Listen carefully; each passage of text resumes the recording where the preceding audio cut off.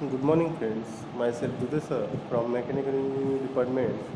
Now, today's lecture has a third year mechanical engineering subject named as a Power Engineering and Refrigeration. In a Power Engineering and Refrigeration, now today we are started about the third unit named as a Air Compressor.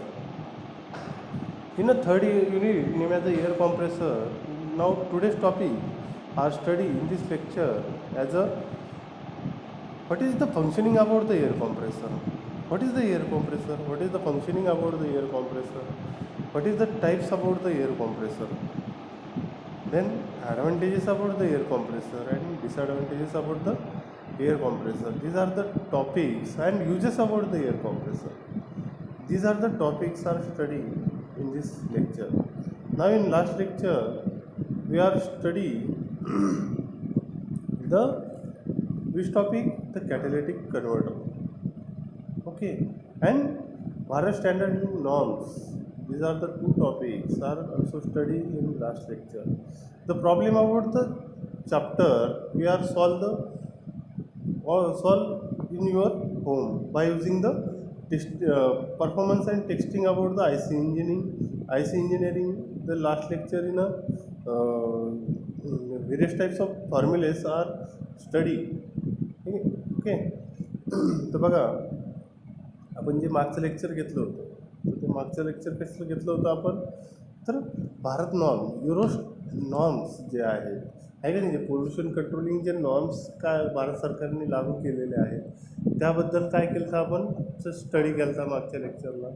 त्याचबरोबर आपण कॅटॅलिटिक कन्व्हर्टरचे types बघितले होते. कॅटॅलिटिक कन्व्हर्टरचे functioning त्याचे types कोणकोणते आहेत. Two way catalytic converter आहे, थ्री वे कॅटॅलिटिक कन्व्हर्टर हे बघितले होते आहे की नाही. त्याचबरोबर आपण I C engine performance and testing and pollution emission controlling हा जो तुमचा सेकंड युनिट आहे तर तो ज्यावेळेस चालू केला होता तर त्यावेळेस आपण काय केलं तर व्हेरियस टाईप्स ऑफ फॉर्म्युले बघितले होते. इंडिकेटिंग पॉवर असेल, ब्रेक पॉवर असेल, मेन इफेक्टिव्ह प्रेशर असेल आहे की नाही. जे फॉर्म्युले आपण बघितले होते त्या फॉर्म्युलेवर आधारित तुमच्या चॅप्टरच्या शेवटी आहे ना तर प्रॉब्लेम आहेत आहे की नाही. तर ते प्रॉब्लेम तुम्ही ते फॉर्म्युलेच्या अंडर काय करू शकता तर सॉर्ट आऊट किंवा सॉल्व करू शकता. जर नाही जमलं तर आपण नाही की ज्यावेळेस लेक्चर चालू होते ना आपले आहे की नाही कॉलेज ज्यावेळेस चालू होईल तर त्यावेळेस आपण काय करणार आहोत ते त्यावेळेस फक्त बघूच. पण कसं आहे आता ह्या व्हिडिओ लेक्चरवरती काय घेता येत नाही, प्रॉब्लेम घेता येत नाही म्हणून आपण घेतलेलं नाही. ते आपण ज्यावेळेस कॉलेज चालू होईल त्यावेळेस आपण काय करणार आहोत तर बघणार आहोत. पण त्याच्या अगोदर आपण काय करू जे थेरॉटिकल पार्ट आहे तुमचा ह्या चॅप्टरवर ह्या सब्जेक्टमधला पॉवर इंजिनिअरिंग रेफ्रिजरेशन ह्या ज्या सब्जेक्टमधला जो थेरॉटिकल पार्ट आहे तो काय करतो आहे आपण जास्तीत जास्त कवर करून घेण्याचा प्रयत्न करत आहोत. ओके, तर आजचं जे लेक्चर जे आहे तर त्या आजच्या लेक्चरमध्ये आपण तिसरा युनिट जो आहे तुमचा पॉवर इंजिनिअरिंग रेफ्रिजरेशन हा जो सब्जेक्ट आहे त्याच्यामधला तिसरा युनिट जो आहे तो काय आहे तर एअर कॉम्प्रेसर आहे. मग हा जो एअर कॉम्प्रेसर जो आहे हा तुमचा युनिट आहे तर त्याच्यामध्ये कोणकोणत्या गोष्टीचा स्टडी आपल्याला करायचा आहे की नाही. तर मग त्याच्यामध्ये आपल्याला काय करायचं आहे तर functioning about the air compressor. तुमच्या एअर कॉम्प्रेसरचं फंक्शनिंग काय आहे नेमकी ते कसं फंक्शन करायचं काम करतं आहे की नाही. त्याचे युजेस काय आहेत, ते कुठं कुठं यूज केलं जातं, त्याचे ॲप्लिकेशन्स काय आहेत, त्याचबरोबर त्याचे टाईप्स कोणकोणते आहेत तुमच्या एअर कॉम्प्रेसरचे आहे की नाही. त्याचबरोबर ॲडव्हान्टेजेस त्याचे फायदे काय आहेत, त्याचे तोटे काय आहेत, मग त्याचे कोणकोणते टाईप्स आहेत तुमच्या एअर कॉम्प्रेसरचे, या सगळ्या गोष्टीचा स्टडी जो आहे तो काय करणार आहोत आपण तर आजच्या लेक्चरमध्ये बघणार आहोत. तर एअर कॉम्प्रेसर जे आहे तर पहिले तर स्टार्टिंगला आपल्याला जाणून घ्यावं लागेल की एअर कॉम्प्रेसर म्हणजे काय आहे की नाही. What is the functioning about the air compressor. तर तुम्हाला हे पहिल्या स्लाईडमध्ये दिसतंय बघा एअर कॉम्प्रेसर. हे कुठं कुठं बघितलं आहे तुम्ही एअर कॉम्प्रेसर कुठं कुठं बघितलं असेल मला सांगा बरं मला. कुठं बघू शकता हे एअर कॉम्प्रेसर तुम्ही बघितलं असेल ना की अशा प्रकारचं एअर कॉम्प्रेसर कुठं दिसतं तुम्हाला तर जी सर्व्हिस स्टेशन्स असतात आहे की नाही. फॉर एक्झाम्पल तुम्ही हवेला अलाइनमेंटवाल्याकडे जर गेलात तर तिथं अशा प्रकारचं एअर कॉम्प्रेसर असतं. तुम्ही एखाद्या पंचरवाल्याच्या दुकानीमध्ये गेलात आहे का नाही तर तिथं अशा प्रकारचं एअर कॉम्प्रेसर असतं आहे की नाही. एखादं सर्व्हिस स्टेशन असेल, वॉशिंग सेंटर वगैरे असेल आहे की नाही तर तिथंसुद्धा अशा प्रकारचं एअर कॉम्प्रेसर तुम्हाला बघायला भेटतं. हे काय आहे तर युजेस हे काय आहेत तर एक प्रकारचे application about the air compressor. मग एअर कॉम्प्रेसर जो आहे त्याचं नेमकी फंक्शनिंग काय आहे, ते नेमकी काय फंक्शनिंग करायचं काम करतं.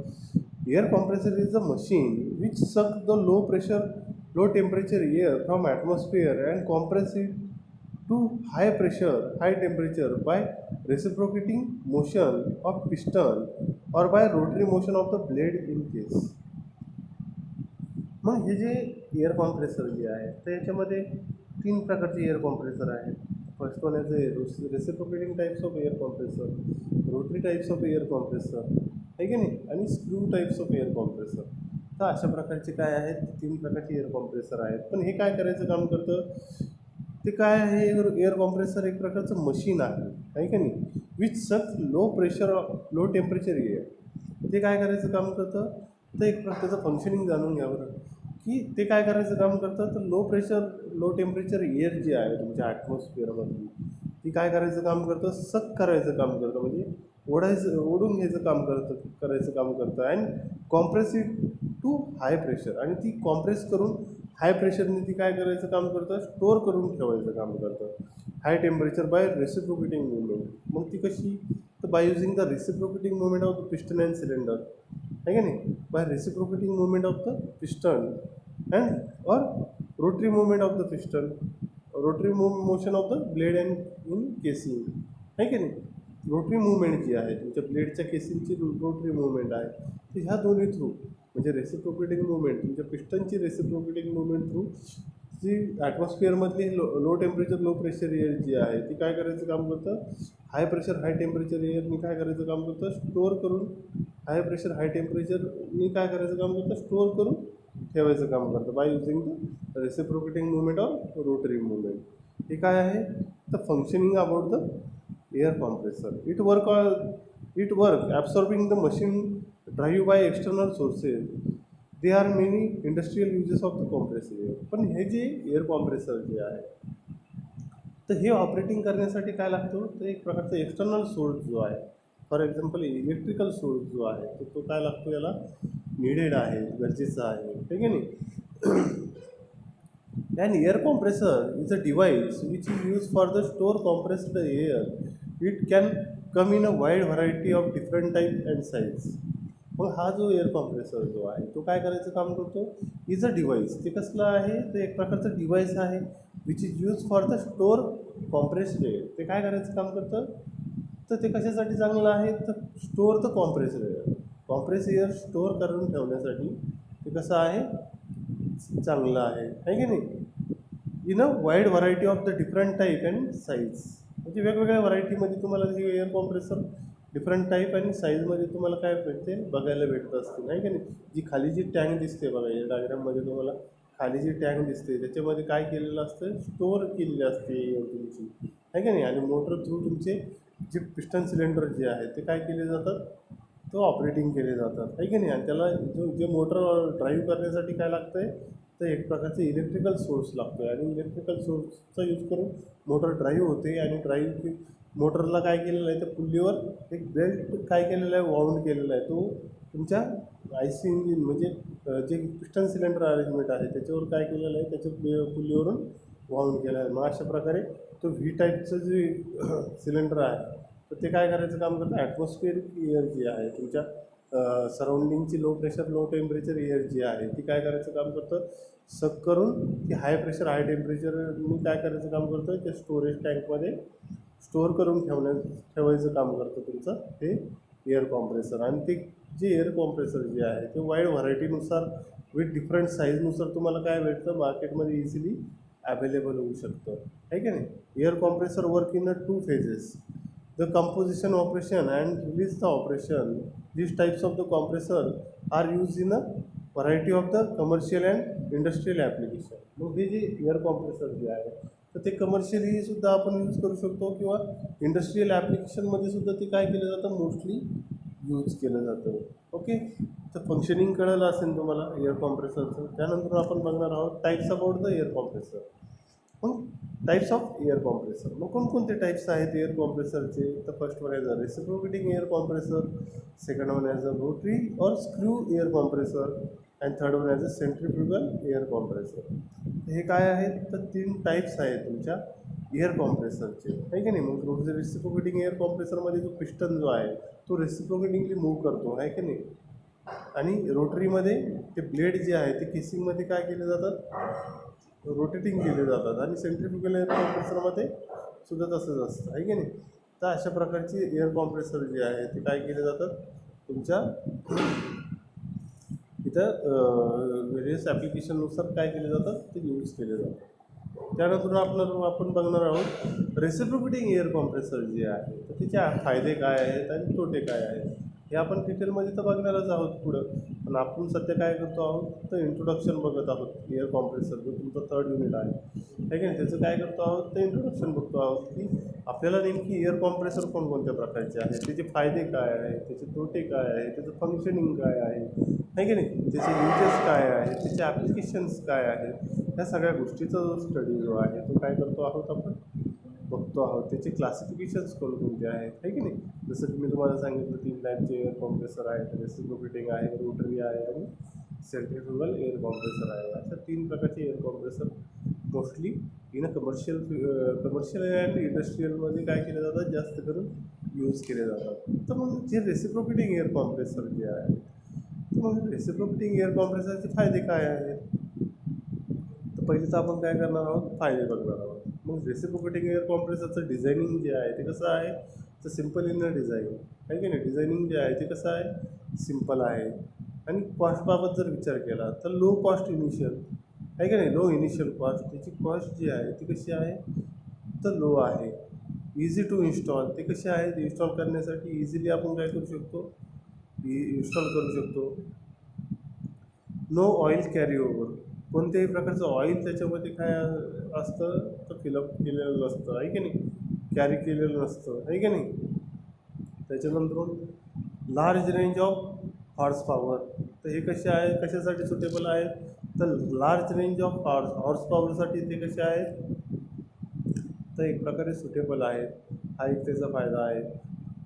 2 stage model offer highest efficiency, हे कसे आहेत अजून 2 स्टेज मॉडेल ऑफर हायर इफिशियन्सीसाठी कसे आहेत ते सुटेबल आहेत, आहे की नाही. 2 stage model offer higher efficiency, आहे की नाही. हायर इफिशियन्सीसाठी ते कसे आहेत तर सुटेबल आहे. असे 6 प्रकारचे काय आहेत तर फायदे आहेत तुमच्या रेसिप्रोकेटिंग एअर कॉम्प्रेसरचे. आता आपण काय करणार आहोत तर तोटे बघणार आहोत. डिसॲडव्हान्टेजेस आपण तर रेसिप्रोकेटिंग एअर कॉम्प्रेसर. मग डिसॲडव्हान्टेजेस काय आहेत हायर मेंटेनन्स कॉस्ट, याची मेंटेनन्स कॉस्ट जर मेंटेनन्स करायचं असेल तर त्याची जी कॉस्ट जी आहे ती कशी लागते आपल्याला जास्त प्रमाणात लागते. हा एक त्याचा तोटा आहे. मेनी मुव्हिंग पार्ट्स, हे जे रेसिप्रोकेटिंग एअर कॉम्प्रेसर जे आहे तर त्याच्यामध्ये काय आहे तर जास्त प्रमाणात मुव्हिंग पार्ट आहे. त्याच्यामुळे त्याचा टाईम टू टाईम मेंटेनन्स करणं गरजेचं आहे. हा एक त्याचा तोटा आहे. पोटेन्शियल फॉर व्हायब्रेशन प्रॉब्लेम, हे कसे आहेत व्हायब्रेशन प्रॉब्लेम याच्यामध्ये येऊ शकतात, आहे की नाही. त्याचा हा एक त्याचा तोटा आहे. चौथा foundation may be required depending on size, आहे की नाही. त्याचबरोबर फाउंडेशन गरजेचं आहे. जर आपली लार्ज साईज असेल आपल्या कॉम्प्रेसरची तर त्याच्यासाठी फाउंडेशन काय असतं तर गरजेचं असतं. म्हणजे जेणेकरून ते फाउंडेशनमध्ये फिट केलेलं असेल तर त्याचं व्हायब्रेशन जे आहे ते काय होईल कमी प्रमाणात होईल. त्याच्यासाठी ठीक आहे नाही ते फाउंडेशन करणं गरजेचं आहे. हा एक त्याचा तोटा आहे. आपण असे 4 प्रकारचे आपण काय केले तर फायदे आणि तोटे काय केले बघितले, आहे की advantages about the reciprocating air compressor आहे, disadvantages about the reciprocating air compressor, आहे की नाही. त्यानंतर आपण बघणार आहोत रोटरी स्क्रू एअर कॉम्प्रेसर. जे रोटरी स्क्रू एअर कॉम्प्रेसर आहे तर त्याच्यामध्ये त्याचे ॲडव्हान्टेजेस काय आहे त्याचे डिसॲडव्हान्टेजेस काय आहे की नाही. तर जे ॲडव्हान्टेजेस आणि डिसॲडव्हान्टेजेस फॉर एक्झाम्पल फायदे काय आहेत आणि तोटे काय आहेत. मग रेसिप्रोकेटिंग एअर कॉम्प्रेसरचे फायदे आणि तोटे आपण बघितले.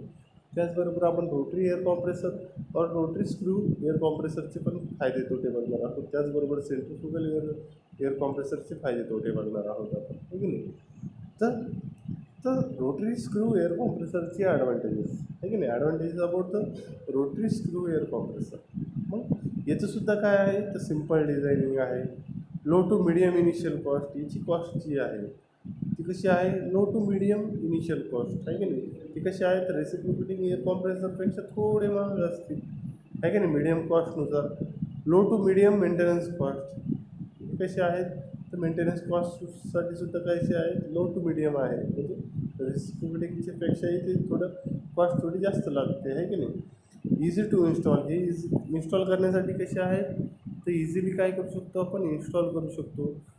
आणि फ्यू मुव्हिंग पार्ट्स, अजून काय फायदा आहे त्याचा, तर कमीत कमी मुव्हिंग पार्ट, म्हणजे कमी मुव्हिंग पार्ट्स आहेत. फ्यू म्हणजे एकदम कमी कमी मुव्हिंग पार्ट्स आहेत as compared to the reciprocating air कॉम्प्रेसरपेक्षा, आहे की नाही. हा एक त्याचे फायदे आहेत.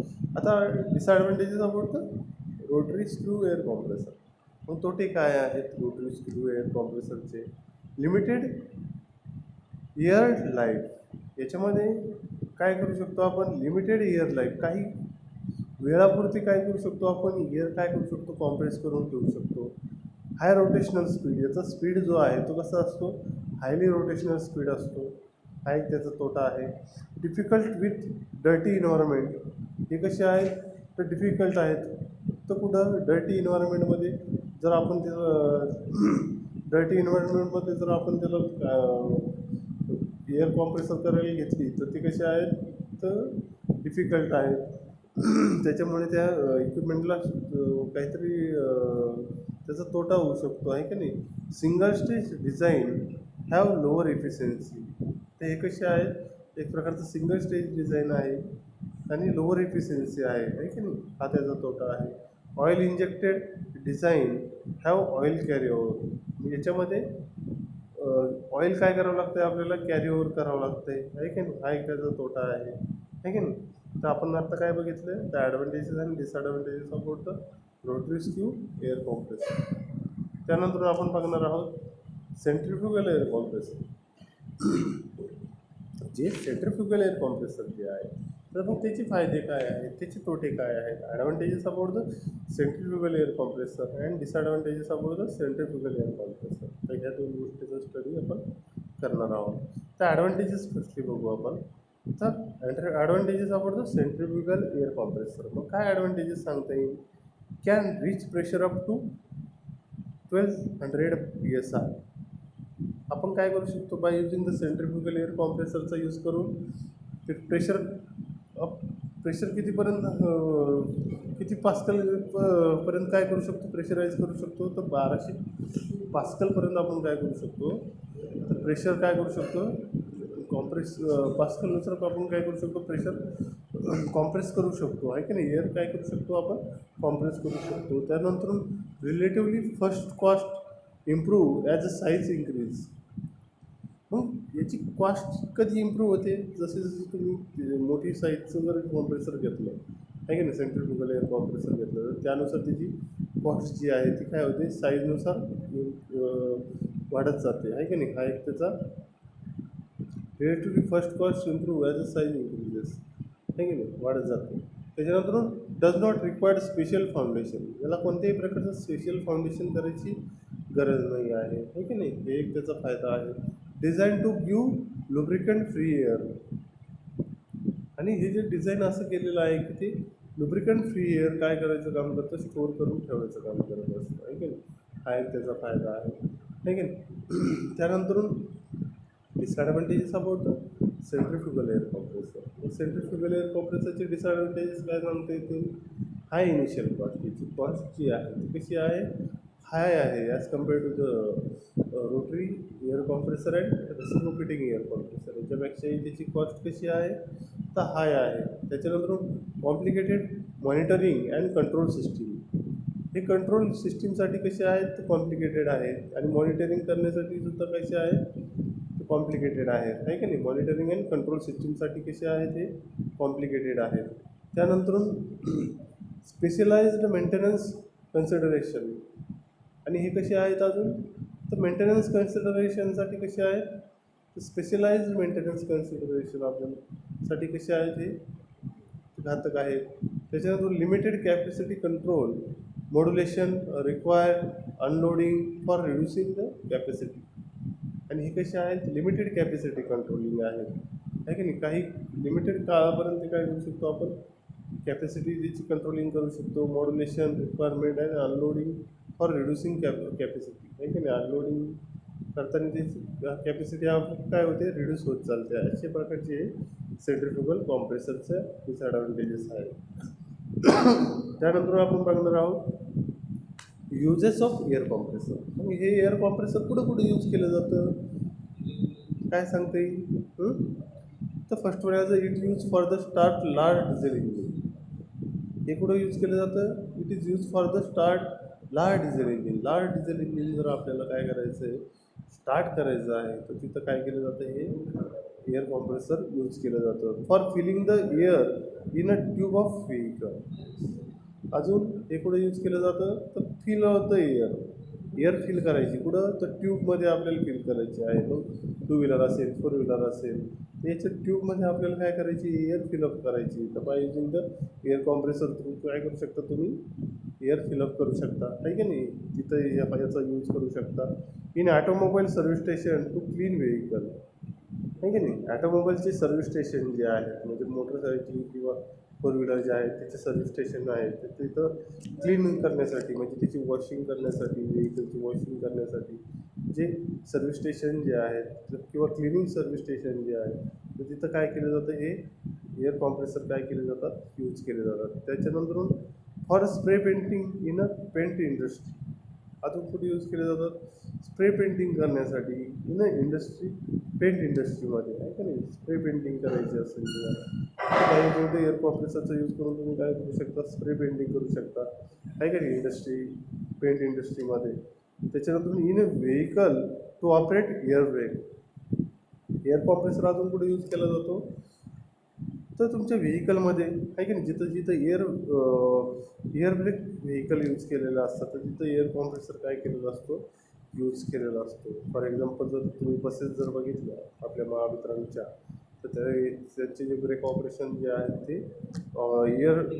एअर ब्रेक आहेत त्या, आहे की नाही. तर त्याला काय केलेलं असतो, bye using the compressor use केलेला असतो तिथं, आहे की नाही. त्याच्यानंतर फॉर क्लिनिंग वर्कशॉप मशीन्स, आहे की नाही, वर्कशॉप मशीन क्लीन करण्यासाठी हे एअर कॉम्प्रेसर काय केले जातात, यूज केले जातात. त्याच्यानंतर फॉर कूलिंग लार्ज बिल्डिंग, आहे की नाही. अजून काय, it also use for the cool large building. Large building, मोठी बिल्डिंग जर कूल करायची असेल, आहे की नाही, तर तिथंसुद्धा काय केले जातात, ते हे एअर कॉम्प्रेसर यूज केले जातात. त्याचबरोबर for supercharging of I C engine.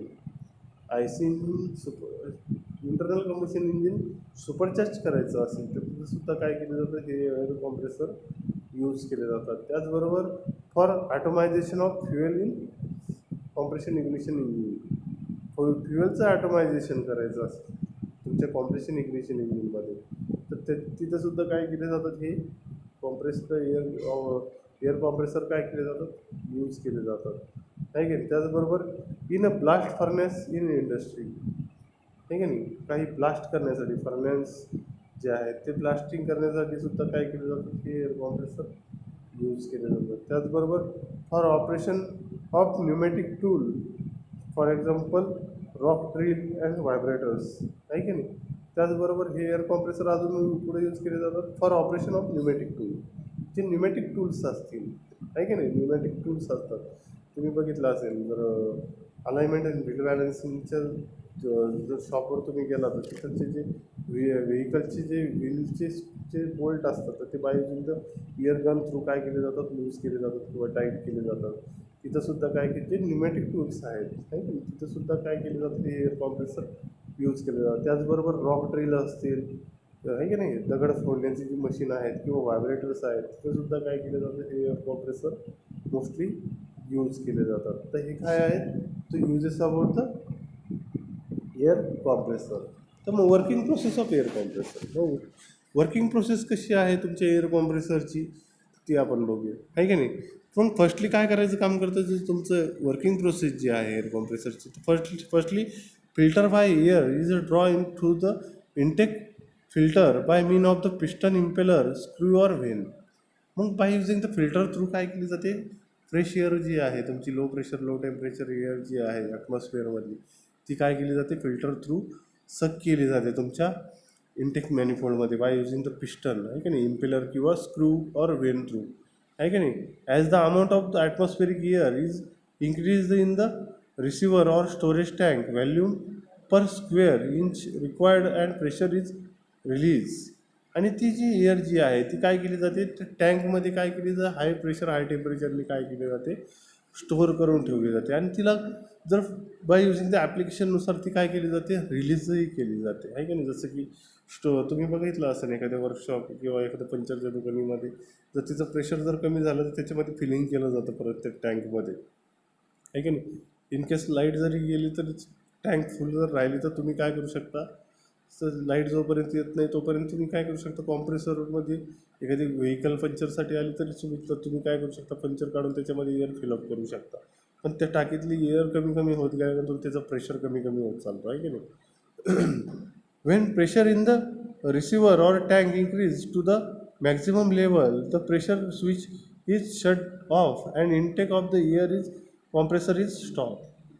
मग ज्यावेळेस त्या टाकीमधलं प्रेशर जे आहे ते काय होतं, pressure in the receiver or tank increase to the maximum लेवलपर्यंत ज्यावेळेस ते गेलं तर ते काय होतं, ऑटोमॅटिकली काय केलं जातं, प्रेशर स्विच जो आहे तो काय केला जातो, शट ऑफ केला जातो. म्हणजे त्याचं जे प्रेशर स्विच शट ऑफ केला जातो आणि intake of air at the compressor is stop. आणि इनटेक होणारी जी एअर जी आहे ती काय केली जाते, स्टॉप केली जाते, आहे की नाही.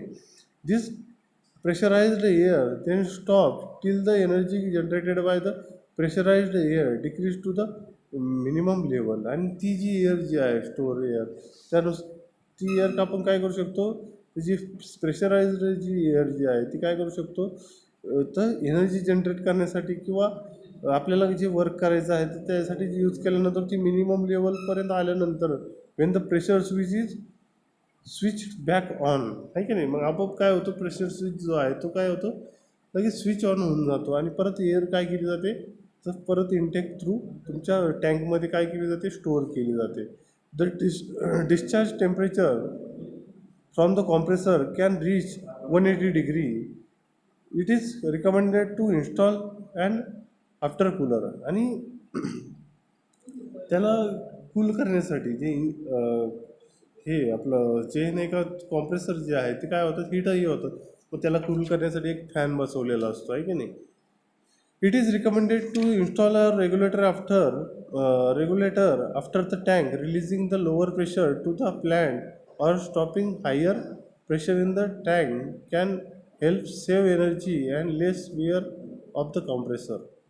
मग ही जी स्टोअर जर केलेली जी एअर जी आहे ती काय करू शकतो आपण, bye using the regulator through काय करू शकतो, आपल्याला हवे त्या प्रेशरनुसार काय करू शकतो आपण यूज करू शकतो, आहे की नाही.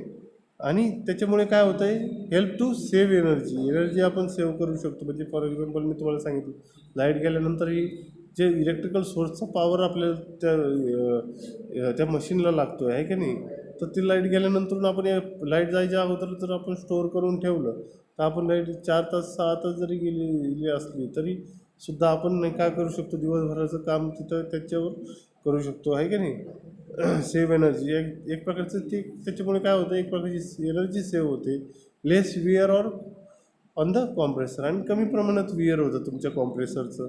अशा प्रकारचं वर्किंग जे आहे ते तुमच्या एअर कॉम्प्रेसरचं असतं, आहे की नाही. आय होप सो की तुम्हाला हे आजचं जे लेक्चर जे आहे तर ते समजलं असेल की आपण आज काय बघितलं, फक्त तर introduction about the air compressor, आहे की नाही. एअर कॉम्प्रेसरचे इंट्रोडक्शन आपण बघितलं, त्याचं फंक्शनिंग बघितलं, त्याचं वर्किंग बघितलं, त्याचे टाईप्स बघितले. त्याचबरोबर आपण काय बघितलं तर त्याचे ॲडव्हान्टेजेस आणि डिसॲडव्हान्टेजेस या सगळ्या गोष्टीचा जो स्टडी जो आहे तो काय केला आपण ह्या आजच्या लेक्चरला केला आहे.